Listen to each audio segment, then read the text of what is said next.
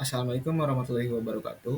Perkenalkan nama saya Lutfi Juhrofiano Ahsan dengan NPM 190 323 103. Di sini saya akan mempresentasikan jurnal yang berjudul Dampak Kemacetan Lalu Lintas Terhadap Mobilitas Program Studi Manajemen di Universitas Islam Bandung. Lanjut ke pendahuluannya. Krisis lingkungan merupakan salah satu isu penting yang dihadapi oleh dunia saat ini. Krisis lingkungan dapat berdampak negatif terhadap kesehatan, kesejahteraan, dan kualitas hidup manusia. Salah satu bentuk krisis lingkungan yang terjadi di Indonesia adalah kemacetan lalu lintas. Kemacetan lalu lintas merupakan sebuah fenomena yang terhendapnya laju kendaraan-kendaraan yang terjadi di ruas jalan raya. Kota Bandung sebagai salah satu kota besar di Indonesia mengalami permasalahan kemacetan lalu lintas yang cukup parah. Menurut data dari Dinas Perhubungan Kota Bandung, terdapat 18 titik yang berpotensi menyebabkan kemacetan arus lalu lintas di kota tersebut. Kemacetan lalu lintas di Kota Bandung disebabkan oleh dua faktor utama, yaitu faktor jalan dan faktor manusia. Kemacetan lalu lintas di Kota Bandung tentunya memiliki dampak terhadap aktivitas masyarakat, termasuk aktivitas pemberangkatan mahasiswa. Mahasiswa merupakan salah satu kelompok masyarakat yang sering menggunakan transportasi, khususnya kendaraan pribadi, untuk berangkat ke kampus atau tempat lain. Mahasiswa juga memiliki jadwal dan tugas yang harus dipenuhi dalam waktu tertentu. Masuk ke landasan teori ya. Kemacetan lalu lintas. Nah, kemacetan lalu lintas ini merupakan kondisi di mana jumlah kendaraan yang melintas pada suatu ruas jalan telah melampaui kapasitas atau daya tampung maksimal dari ruas jalan tersebut. Hal ini mengakibatkan kemacetan kendaraan yang menjadi sangat rendah atau bahkan hampir tidak bergerak sama sekali, yaitu mendekati atau bahkan mencapai 0 km per jam. Kondisi tersebut menimbulkan antrian yang sangat panjang, dan kemacetan akan terus berlanjut seiring dengan peningkatan volume kendaraan yang terus bertambah. Nah, di sini ada simpang jalan ya. Simpang jalan merupakan bagian integral dari suatu jaringan jalan di perkotaan. Di wilayah perkotaan biasanya terdapat banyak simpang jalan di mana pengemudi diharuskan mengambil keputusan untuk tetap melaju lurus atau berbelok untuk pindah ke jalan lain guna mencapai tujuannya. Simpang jalan dapat didefinisikan sebagai area umum di mana dua ruas jalan atau lebih bertemu dan bersalingan, termasuk juga fasilitas tepi jalan seperti trotoar yang menunjang pergerakan lalu lintas di mana area simpang jalan tersebut. Nah, di sini ada pengertian mobilitas ya. Pengertian mobilitas ini merupakan kapasitas atau potensi perpindahan suatu objek maupun individu antar lokasi tanpa hambatan yang berarti. Dengan kata lain, mobilitas mengacu pada kemudahan dan kelancaran pergerakan entitas tertentu dari satu titik ke titik A lain, baik melalui kemampuan bergerak secara intrinsik yang dimiliki entitas tersebut, melalui gaya eksternal yang menggerakkannya. Nah, di sini ada karakteristik kemacetan ya. Nah, karakteristik kemacetan adalah faktor-faktor yang mempengaruhi kemacetan seperti jumlah kendaraan, jumlah lalu lintas, dan jumlah perjalanan. Jadi nah, di sini ada beberapa karakteristik kemacetannya. Yang pertama ada arus yang melewati jalan yang melampaui kapasitas jalan, terjadi kecelakaan, gangguan kelancaran karena masyarakat yang menonton kejadian kecelakaan, dan terjadi banjir sehingga kendaraan memperlambat. Dan di sini ada perbaikan jalan, ada bagian jalan yang tertentu yang longsor, adanya rumah-rumah kumuh, bangunan liar, kemacetan lalu lintas di perlintasan sebidang karena adanya kereta api yang lewat. Nah, mungkin itu ada beberapa karakteristiknya ya kemacetan. Nah, lanjut di sini ada metode penelitiannya. Metode penelitian ini menggunakan metode penelitian deskriptif analitik dengan pendekatan kualitatif. Metode penelitian deskriptif analitik adalah metode untuk mendapatkan data yang mendalam dari suatu data yang mengandung makna dan secara signifikan mempengaruhi substansi penelitian.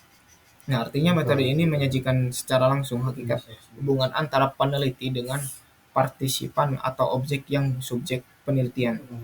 Nah, pendekatan kualitatif adalah pendekatan yang menggunakan kuesioner dan data alat analisisnya berupa statistik. Nah, kita masuk ke pembahasannya. Berdasarkan data yang diperoleh dari survei terhadap 35 mahasiswa program studi manajemen Universitas Islam Bandung, sebanyak 91 responden yang menyatakan bahwa mereka mengalami kemacetan lalu lintas. Dalam intensitas yang sangat sering, yaitu lebih dari 5 kali dalam seminggu. Selain itu, ada sebanyak 74 responden yang menyatakan bahwa rata-rata waktu yang mereka habiskan akibat terjebak kemacetan lalu lintas adalah 1 atau 2 jam per harinya. Salah. Nah, intensitasnya dan lamanya waktu terjebak kemacetan lalu lintas ini berdampak signifikan terhadap aktivitas perkiraan dan penyelesaian tugas mahasiswa. Sebanyak 83 responden menyatakan bahwa kemacetan lalu lintas di Kota Bandung berpengaruh sangat besar terhadap produktivitas mereka sebagai mahasiswa. Nah, produktivitas yang paling terganggu adalah keterlambatan hadir di kelas perkuliahan di pagi hari akibat terjebak macet perjalanan menuju kampus. Nah, dampak kemacetan lalu lintas terhadap produktivitas mahasiswa. Nah, di sini ada berdasarkan hasil survei yang terhadap 35 responden mahasiswa manajemen Unisba didapati bahwa 91 diantaranya mengalami kemacetan lalu lintas dalam frekuensi yang sangat sering, yaitu lebih dari 5 kali dalam seminggu. Nah, itu tuh ada yang macet seminggunya tuh ada 5 kali dalam seminggu, mencapai 1 atau 2 jam dari seharinya itu. Nah, lanjut ke strategi mahasiswa menghadapi kemacetan lalu lintas. Berdasarkan hasil survei pada 35 responden tadi mahasiswa manajemen Unisba ya. Setidaknya terdapat 4 strategi utama yang kerap diterapkan dalam menghadapi kemacetan lalu lintas. Yang empatnya itu ada: 1, mengatur waktu berangkat lebih jauh pagi hari menggunakan mode dan rute alternatif. Yang nomor 3, mengisi waktu macet dengan kegiatan yang produktif. Yang nomor 4 itu ada keberangkatan kuliah selektif pada hari-hari rawan macet. Nah, berdasarkan responden tersebut, strategi yang paling banyak diterapkan adalah mengatur waktu berangkat lebih pagi, yaitu sebesar 57% mahasiswa Unisba. Kita lanjut ke tanggapan mahasiswa terhadap kebijakan pemerintah. Mahasiswa program studi manajemen Universitas Islam Bandung memiliki beragam tanggapan terkait efektivitas kebijakan dan upaya penanganan kemacetan lalu lintas yang telah dilakukan pemerintah Kota Bandung selama ini. Nah, berdasarkan tabel di PPT ini, mayoritas responden memiliki sebagian besar inisiatif pemerintah memilih belum efektif. Nah, untuk mengatasi permasalahan kemacetan lalu lintas, beberapa catatan perbaikan antara lain yaitu optimalisasi rekayasa lalu lintas, peningkatan angkutan umum misal, serta pembangunan infrastruktur jalan baru. Nah, lanjut kita ke implikasi kemacetan lalu lintas terhadap krisis lingkungan.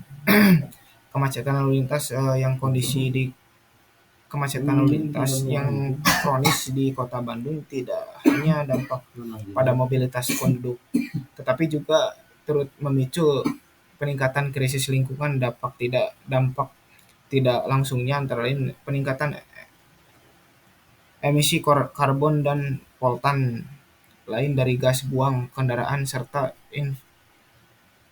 efisiensi konsumsi bahan bakar.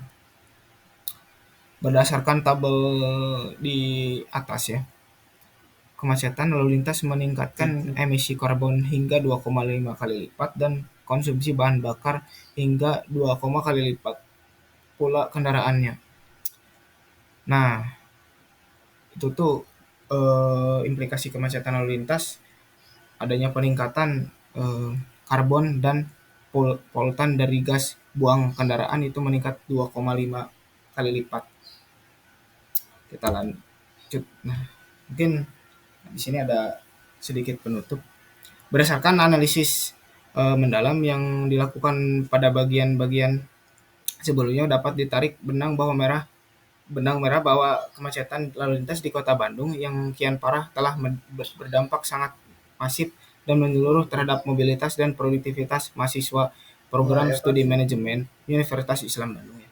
Terdapat 35 responden mahasiswa mengungkap fakta bahwa mereka harus berjuang menghadapi kemacetan intensitas yang ekstrim dengan rata-rata durasi hingga 1,21 atau 2 jam perharinya.